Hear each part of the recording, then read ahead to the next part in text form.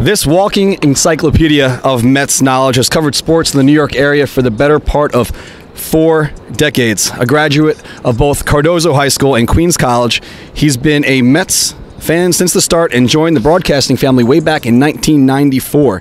The man, the myth, the legend, the radio voice of the New York Mets, it's Mr. Howie Rose. How are you, Howie? Fine, thanks. It's probably a myth, Darren, believe me. I'm actually, for those that are listening afterwards, we're sitting in the seats here at Citi Field, and when you walk down here, you said this might be the first time you've ever sat in the seats here. It's amazing. You know, I've got no frame of reference about the sections or the vantage points in this park because I have to think about it, and I'm sure the answer is I have somewhere along the line, but I get 12 games off a year, and believe me, they're all going to be road games.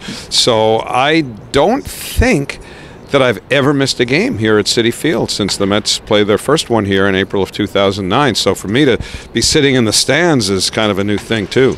So I know you're a Mets fan since the start. I was actually listening on the broadcast, I think it was a couple of weeks ago, you were talking to Wayne about how you had missed the opening day of Shea Stadium because you had the measles. Yeah. So we don't have to bring that back up again, but it's you have deep roots, not only with the family once you started in the broadcast booth, but you've been a Mets fan since the start. So how did that begin? How did you become a Mets fan? It was organic, really, because in 1961, when I was 7 years old, my dad really introduced me to baseball. I mean, he'd sort of encouraged me about it, but I was a little too young to understand before 61. And 1961 is the year that Roger Maris and Mickey Mantle had that great home run chase of Babe Ruth's existent record, which was 60 at the time.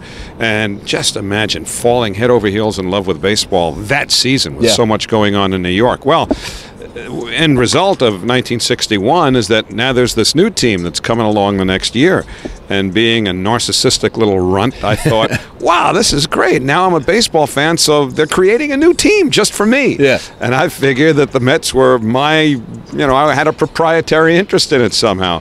So I do remember absorbing everything I could. How old were you in spring then? training. 61? In 61 I was 7. So when the Mets played their first game in 62, I was 8. And I distinctly remember following them in spring training. And the night they played their first game in St. Louis, as I say, it was at night, and I was a second grader, and I couldn't stay up and listen to the whole thing. So I remember going into my parents' bedroom early the next morning as I was getting ready for school. My dad was getting ready for work, and I said, "Dad, how'd the Mets do?" And he said, "They lost." And I felt disappointed. Yeah. And that started it, you know, that the connection was made instantly. So did you and your dad get to go to games at the Polo Grounds? Or I went to one game at the Polo Grounds, believe it or not, and it turned out to be a pretty interesting sort of game in Mets history. Not that it's remembered so much for the results, but in that game, Rod Kniehl hit the first grand slam in Mets history, and Gil Hodges, I think it was his last home run, hit the home run that passed Ralph Kiner on the all-time home run list. Wow. At that moment, making Gil the all-time National League right-handed hitting home run leader. And Gil Hodges was my favorite Met before they even played their first game because I kind of knew the name from my dad. It was a familiar name, and to this day, I revere Gil Hodges and only wish I could have met him.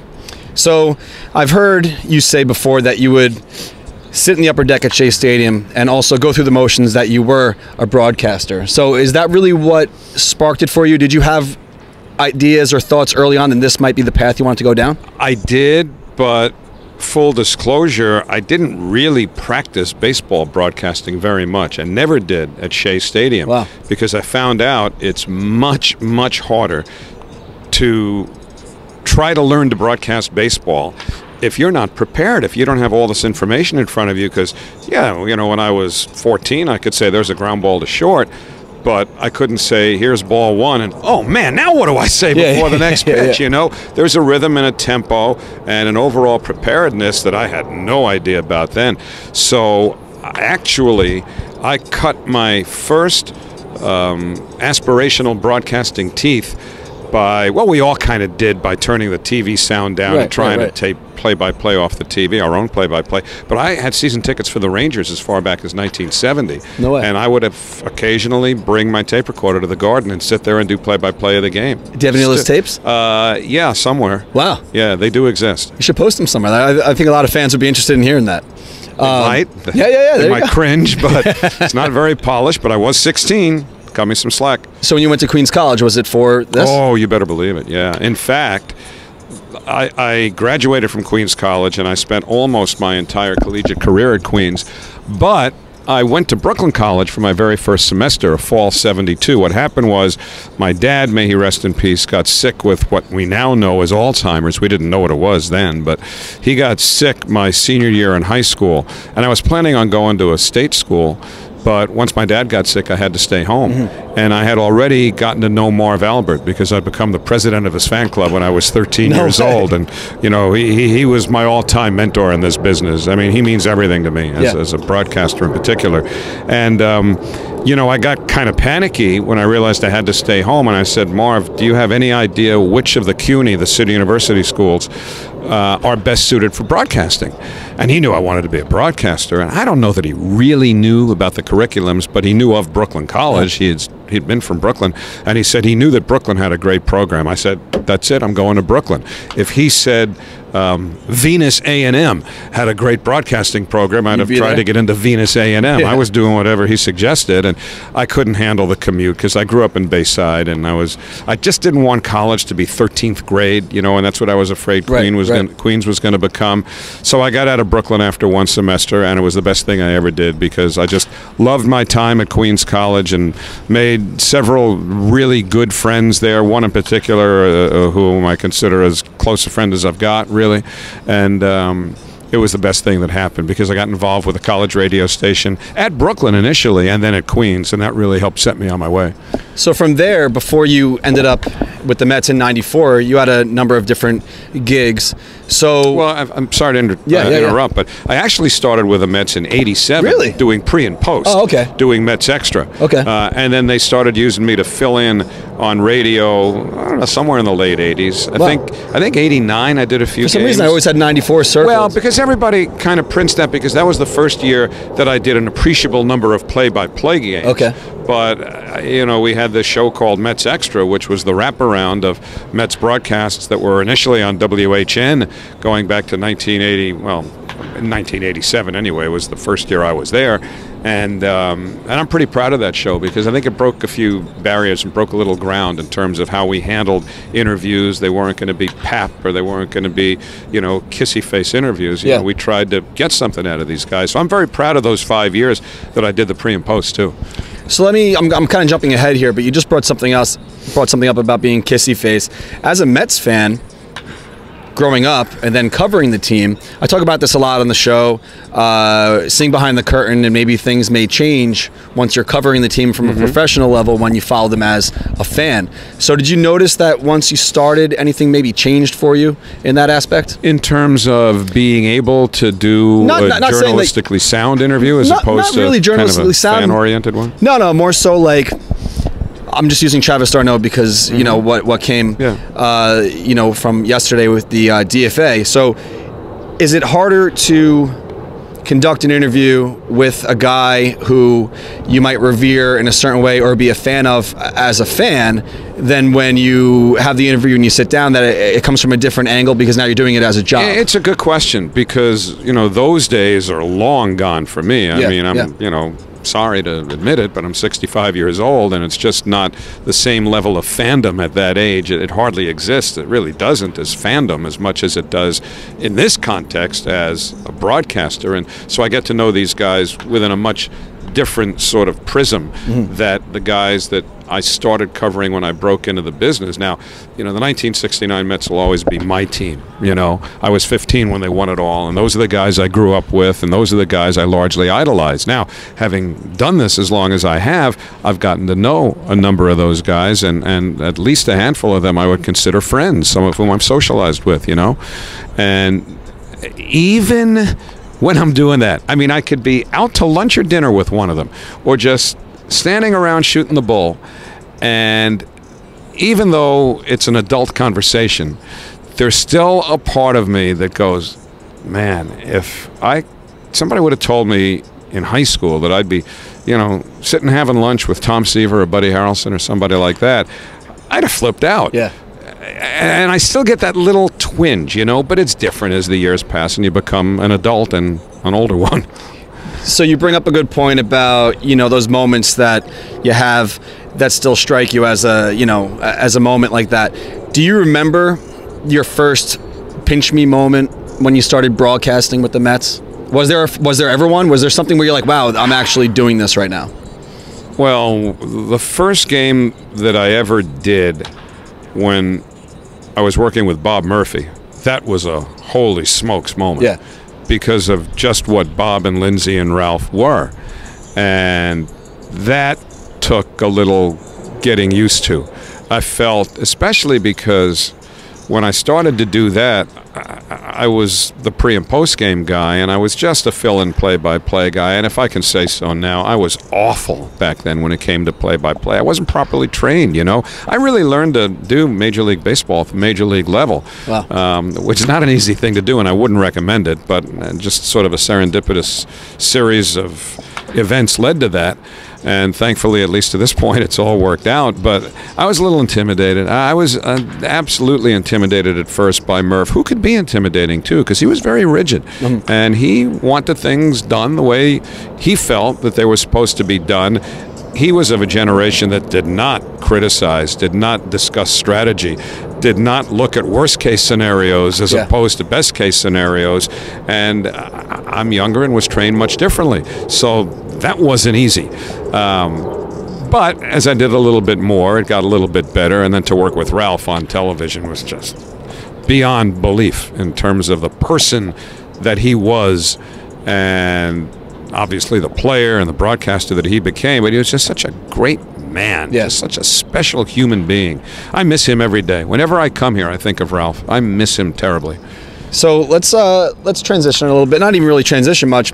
As a Mets fan, I gravitate more towards guys like yourself and Gary Cohen, fans who now work in the broadcast booth. And I think that it's, hopefully I'm not speaking out of turn for other fans here, but as a fan, I gravitate more towards the broadcast when there's a fan dictating the action or doing the play-by-play. And nothing against a guy like Wayne, who's from Chicago, whatever. I just feel like that adds a lot to the broadcast. And I know Mets fans are very lucky with the booth and everyone we have covering the team from the broadcast side. Do you think that having those little stories like the measles and things like that adds extra flavor? And do you think it's important to have that? I do. And it was not a very popular sentiment not all that long ago to even suggest that hiring people who grew up around a particular team was necessarily a good thing, because the prevailing wisdom at the time, and it probably exists to a certain extent even today, is that, well, this guy grew up a fan of, and I won't even use myself or the Mets,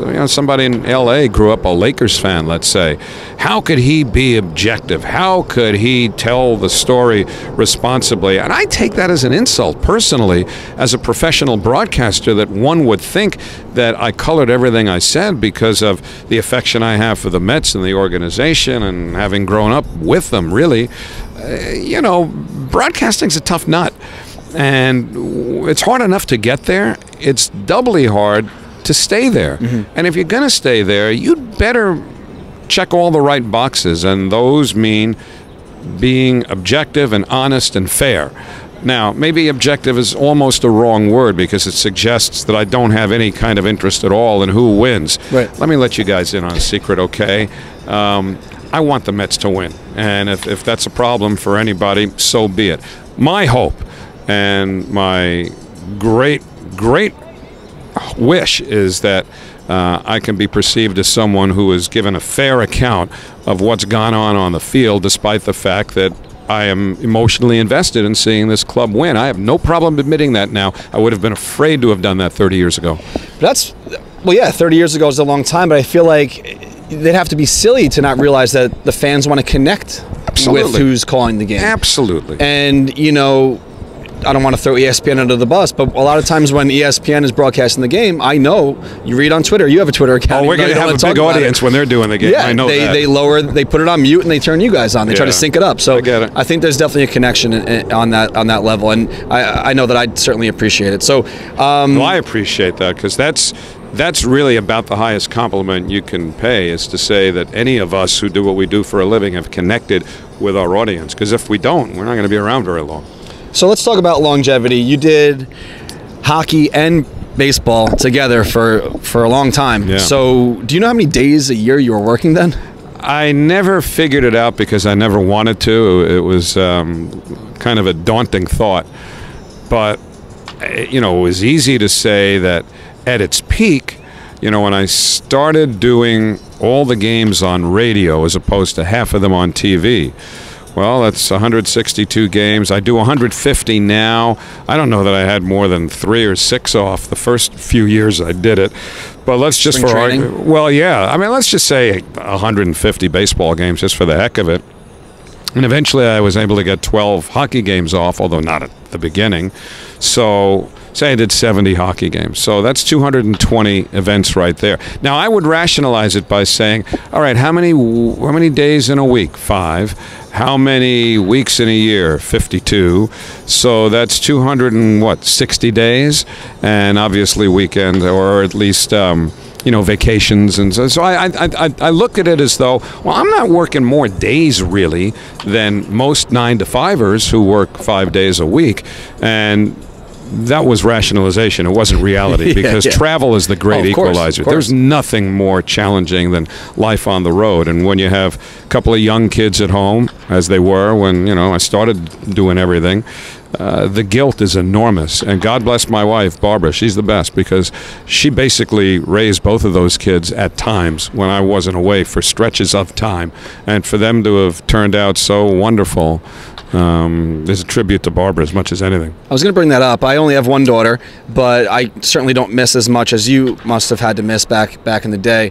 But I know Alyssa has said, I don't know if it was on the record, maybe just us talking together, that she always knew that you were going to call home, before she went to bed at night. And even though you weren't around as much as you had hoped, it's great that they turned out the way they did, and credit to your wife. They have gone so above and beyond in alleviating whatever guilt that I've had, and I had a bunch, and I always will, because you can't get their childhood back, and I did miss a lot of stuff, but my hours enabled me to be around for a little bit more than some others too, because I worked later in the day, so I might see them off to school in the morning, or certainly during the hockey season I left.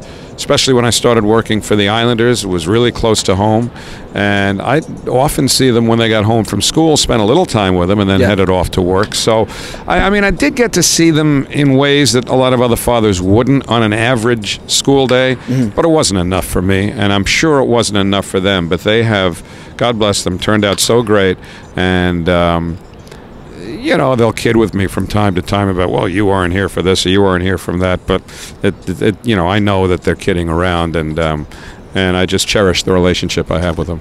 So speaking of the relationship, Alyssa now works here. What's that like? That is surreal. Let me tell you something. I've grown up in this business in clubhouses, whether big league baseball or hockey or any other sport that I've covered. But last year, the first time I showed up for work, and I knew she was going to be at the ballpark, but I didn't know what time or when. I'm standing in the Mets clubhouse, and all of a sudden I turn around, and geez, that's Alyssa in the Mets clubhouse. This is an odd picture. This is a little surreal. This is like some 1960s strange situation here.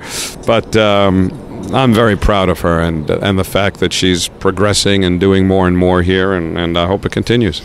That's great. Well, let's bring up the little promo you guys did last week. Unfortunately, Friday with that 3-hour rain delay, and it was your Free Shirt Friday night. Yeah, bummer. The Put It in the Books shirt, I think that was a great promo that you guys cut together about changing Put It in the Books to snap it to the chat and add it to the cloud and all those other things. Swipe it to the right.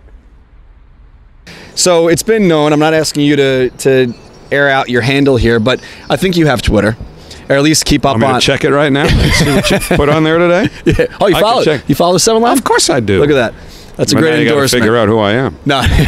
So yeah, we'll have to do a process of elimination there. But so with the emergence of the way social media is, and the way that every fan that has a Twitter account now can follow the beat writers, and they know news instantaneously. Maybe they aren't waiting for the broadcast as much. Has that changed anything for the way that you guys cover the team?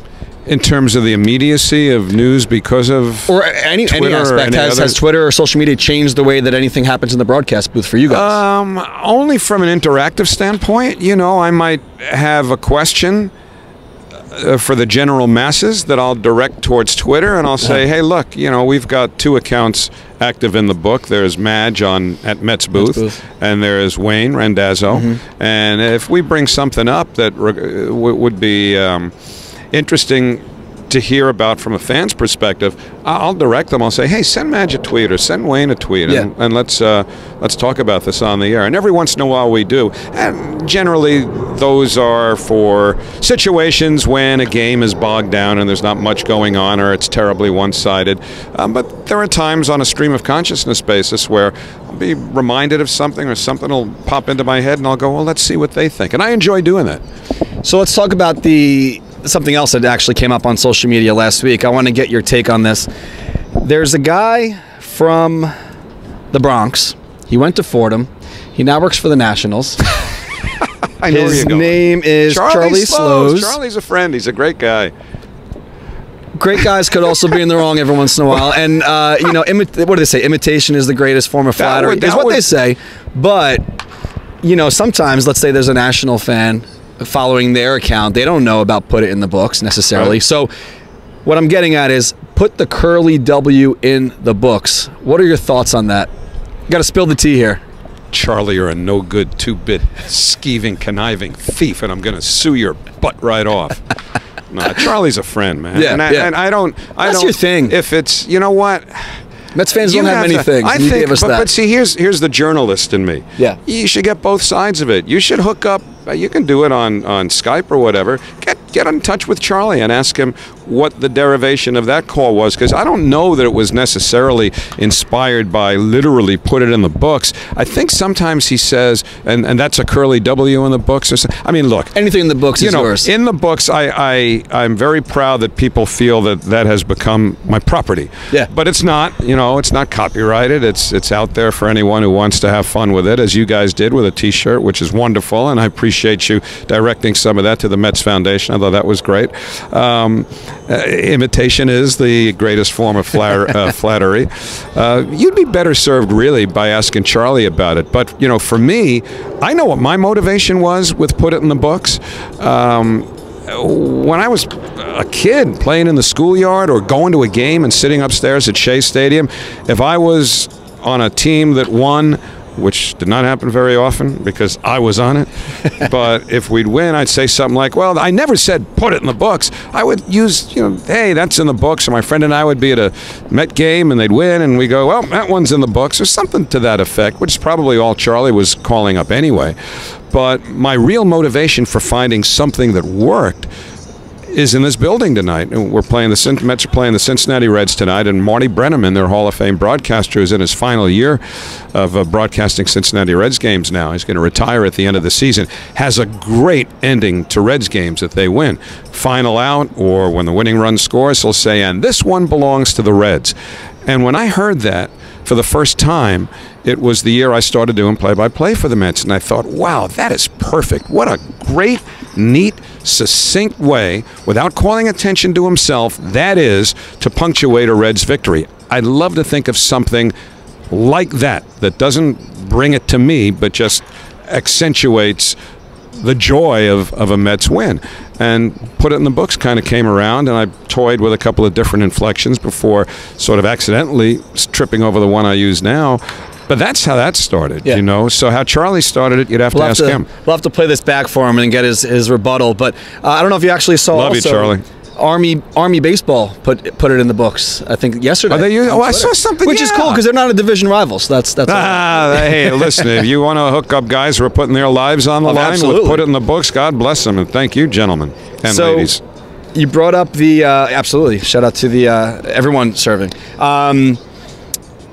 The Mets, 14-13, a game over 500 now. How are you feeling about the team so far this season?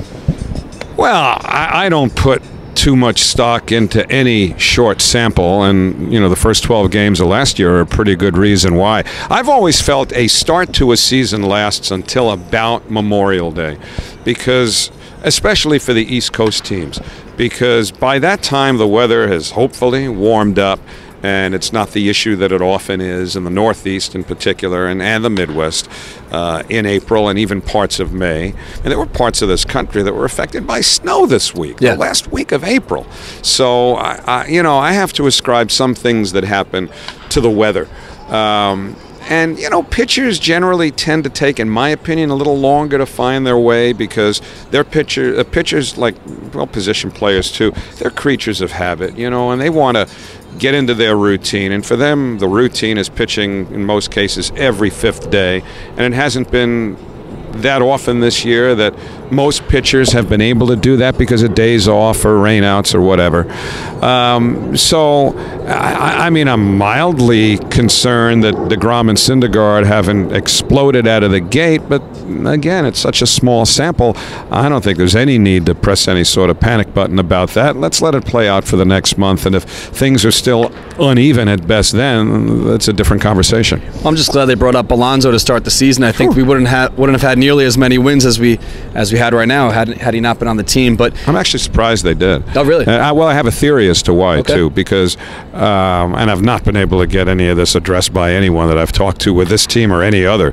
But let's face it, the Players Association and the clubs are at loggerheads, let's say, about how free agency has evolved over the last couple of years.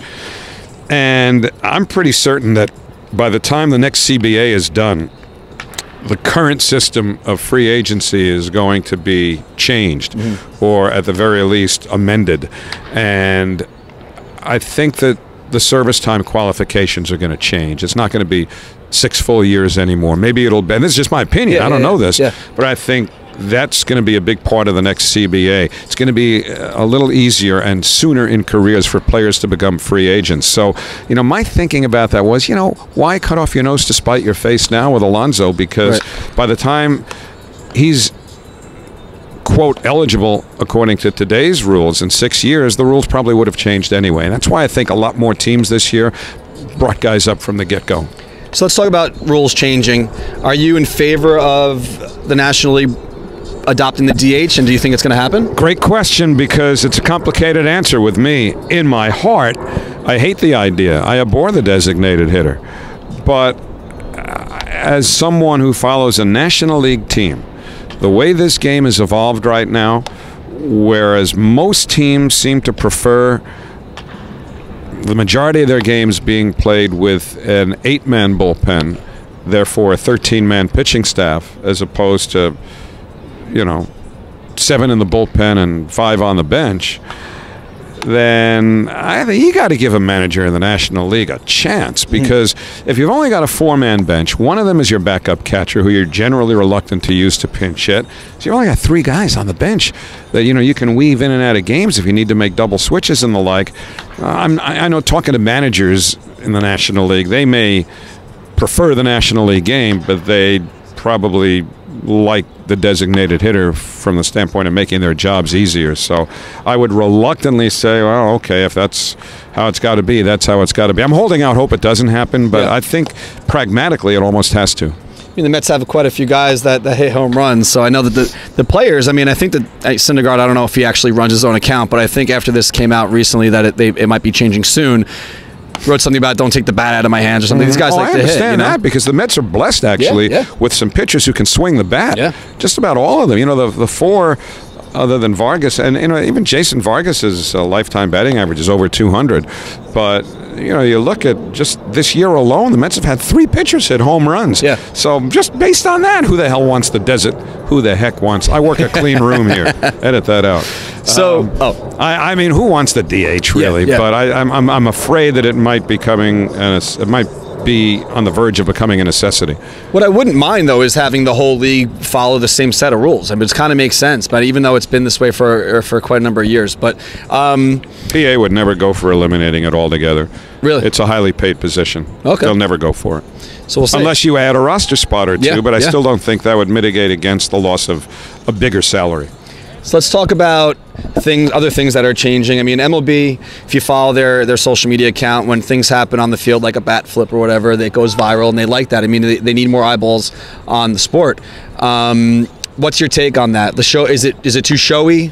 Do you not like to see that? I am actually a fan of the bat flip, as long as it doesn't show up the opposition. I am dead set against anything that taunts or shows up your opponent. I'm an old-timer in the sense that I do believe in sportsmanship, but I also think we have to adjust to the fact that, you know, the younger players coming into the game today display emotion. And believe me, their opponents will let them know if they've gone too far.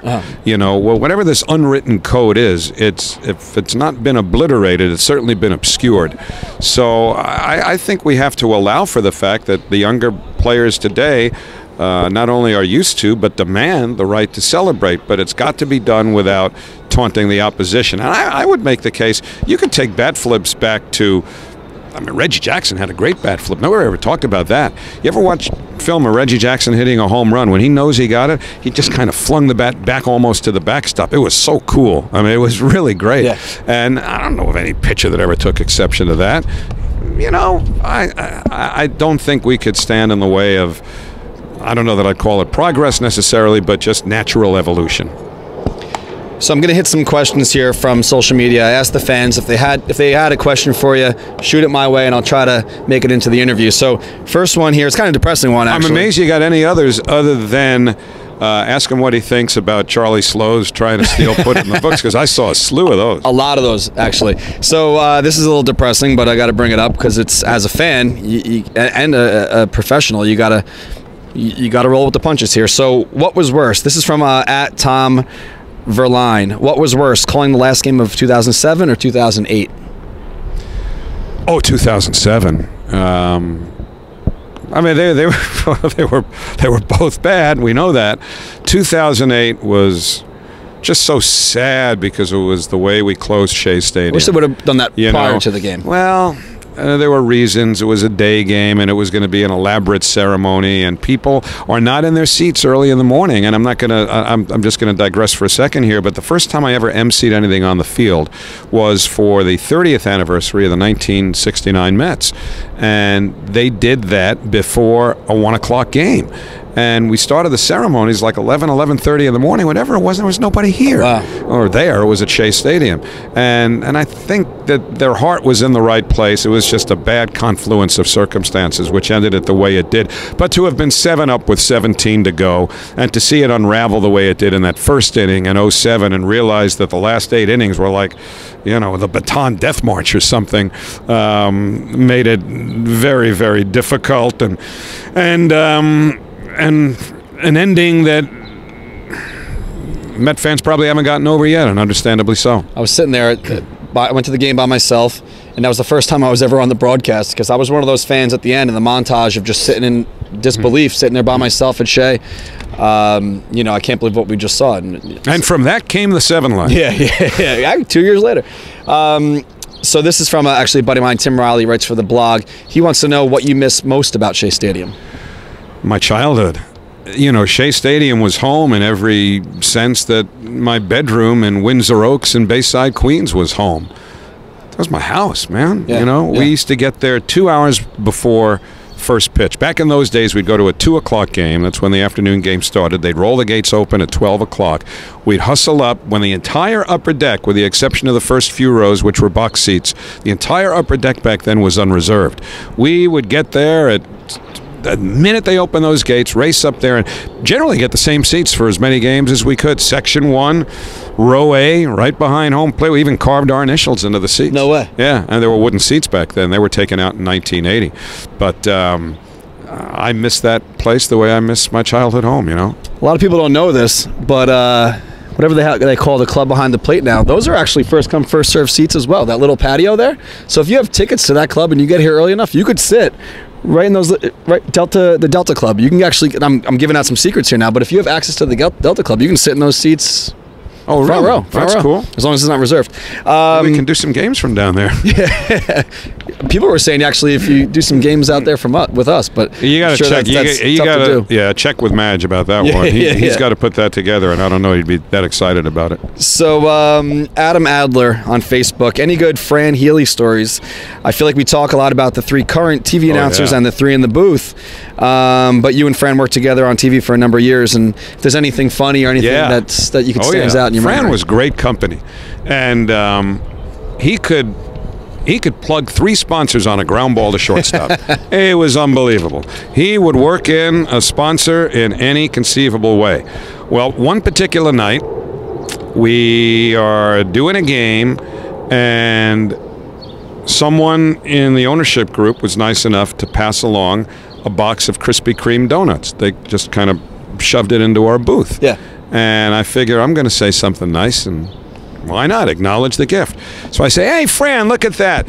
So-and-so has just given us a nice big box of, and he panics, and he puts his hand literally over my mic. We use a headset with a mic like this, right? So he put my hand over the mic, and he's pointing frantically to the signage in left field, and he goes, Dunkin' Donuts! That's great. Almost gave a free plug. No free plugs, right? Yeah. Matthew Lux on Facebook as well. If you never became an announcer, what other career do you think you would have enjoyed? Enjoyed? Or done? Probably supersizing fries, because I'm not worth a darn to do anything else. I can't do anything. I am a pathetic human being. I can't fix anything. I'm trying to learn how to play golf in my mid-60s, and it's just ridiculous how bad I am. It bothers me. It's how bad I am. But I don't really have many other qualifications. Well, I think we're all very glad it worked out. So am I. I was speaking to Alyssa, saying that we were going to be doing this interview, and I asked her if she had any funny questions or things that I should ask you. So, great. If you got time, I'm going to ask you a couple more here. So, are these all from Alyssa? This is just one from Alyssa. Sorry. No problem. Ask him about the time he and Keith Hernandez were throwing the exact same pitch. I don't even know what this means. I have no idea. Oh, this is cool. This is a funny story, actually. I love telling this story. I tell it at fantasy camp every year because it's a great way to understand just how great every guy on this field is now. I don't care if he's the 25th man on the team. They are so unbelievably great at what they do, you can't even imagine. But going to fantasy camp gives you a little idea. This is 1988. And the Mets fantasy camp was actually being held in Tampa that year because it was the year that the Port St. Lucie complex opened, but they didn't want the fantasy campers to be the first ones to use it. Yeah. So they moved us to the old home of the Cincinnati Reds, Tampa, Florida. And nearby was where the Phillies fantasy camp was going on because the Phillies are based in Clearwater. So we were playing a game against the Mets, the Phillies fantasy campers. I'm playing first base, okay? I'm playing first base. I'm left-handed. Tommy Hutton, who you might have heard of, is coaching first base for the Phillies. Now, Tommy Hutton, to older Met fans, is known for a guy who owned Tom Seaver. But that's irrelevant here. Tommy was left-handed hitting first baseman outfielder, and at that time he was broadcasting for the Yankees. So he was in New York, and I knew him a little bit, and we're chatting each other up while the game's going on.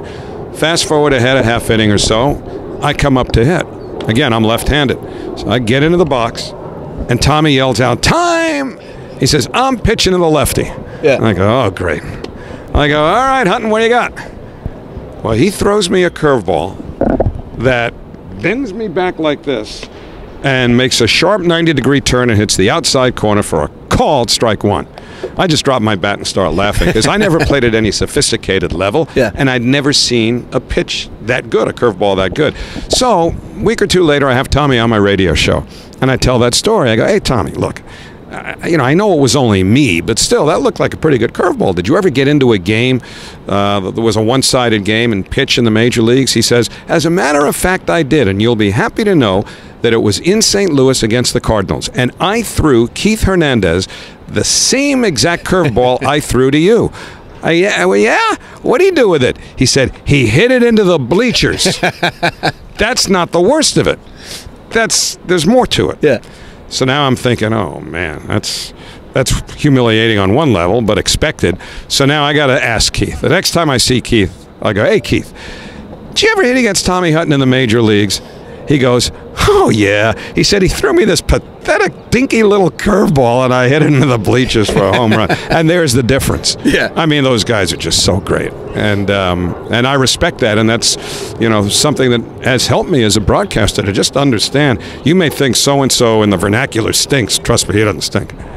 So let me ask you, been doing this a long time. You said you're trying to pick up golf now.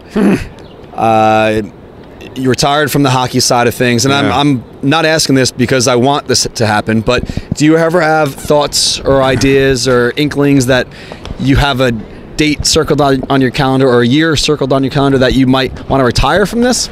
Oh, I'm not looking forward to it. Well, I'm not either, but the calendar. Want to go the Kiner route, the Scully calendar route? is what it is. I mean, I'm happy to say that I'm in the first year of a long-term deal, and by the time this deal is over, I'll be at an age where I'm going to have to make some decisions, and it may well be that it's down the road, perhaps doing a reduced schedule. I don't know, but I know one thing, that I don't want to do this forever, or at least to the point where I'm not as sharp as I was. I'll know. Right. I mean, if my work is starting to slip to the point where, you know, and you'll know nowadays quicker than ever thanks to social media, but if I think, boy, people are saying, do you believe what he blew last night, or did you hear how he screwed up that call? I'm not going to let that happen, at least not for any long period of time. If that begins to take hold, then I'm out of here, because I don't want to be, and I'm not comparing myself to Willie Mays or anything like that, but I'm just saying I don't want to be Willie Mays tripping over his feet in the World Series, you know. Well, we hope it's no time soon. I appreciate you spending time with me. I know we're in your office now. This is great. Do you actually get here this early on a game day? Yeah, 3 o'clock generally is when I get in on a game day. Yeah, it takes a while to get everything in order. Yeah, I think people think you just show up at 7 and start talking. Yeah, well, I used to also, but that's a little showbiz 101. Well, Howie, you're the best. Thank you for giving me the time. Darren. I appreciate everything you've done with the 7 Line and the 7 Line Army. You always go the extra mile for us, so I appreciate that. I just love the reaction that you guys get when you march into various cities around the major leagues, because what I really love, apart from the obvious passion and the numbers, is that maybe stuff goes on that I don't find out about. I don't know. But I've never heard of an incident where somebody in the 7 Line got in trouble because there was some altercation with another group of fans from that particular team. From all indications, you guys travel really well, and you should be commended for that. Thank you. I appreciate that. We're about to do outing 100 this year, so it's Alrighty. It's been a fun one. So thank you for this. My pleasure, Darren.